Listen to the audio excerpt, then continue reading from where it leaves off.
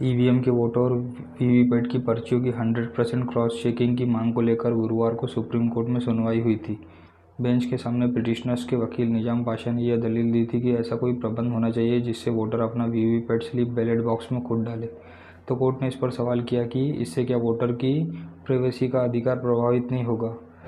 इस बात पर आंसर करते हुए पिटिशनर्स के वकील ने कहा कि वोटर्स की प्राइवेसी के अधिकार से ज़रूरी है उनका वोटिंग राइट्स। इसके बाद सुनवाई के दौरान पिटिशनर्स के वकीलों के द्वारा यह भी तर्क रखा गया था कि वीवीपैट मशीनों में 7 सेकंड लाइट जलती है। अगर वो लाइट हमेशा जलती रहे तो पूरा फंक्शन मतदाता देख सकेंगे।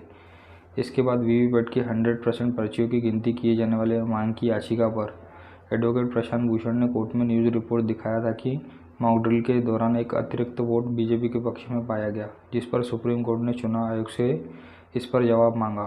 इस पर चुनाव आयोग के अधिकारी ने सुप्रीम कोर्ट को बताया कि केरल के कासरगोड में मॉक पोलिंग के दौरान ईवीएम के द्वारा बीजेपी के पक्ष में वोट रिकॉर्ड दर्ज होने की छपी खबर झूठी है।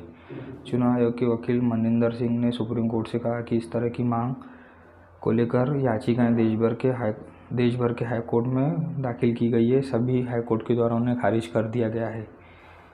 इसके बाद चुनाव आयोग के वकील ने कहा कि पिटिशनर्स का आधार गलत जानकारी पर आधारित है। ईवीएम मुद्दे को लेकर अदालत का दरवाजा खटखटाने वाले पिटिशनर्स की याचिका जुर्माने के साथ खारिज की जानी चाहिए।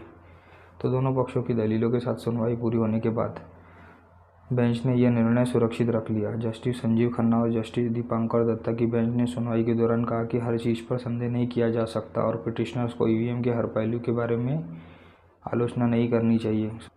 सुप्रीम कोर्ट ने कहा कि चुनाव प्रक्रिया की अपनी एक गरिमा है। किसी को ये आशंका नहीं रखनी चाहिए कि इसके लिए जो जरूरी कदम उठाए जाने थे वो नहीं उठाए गए।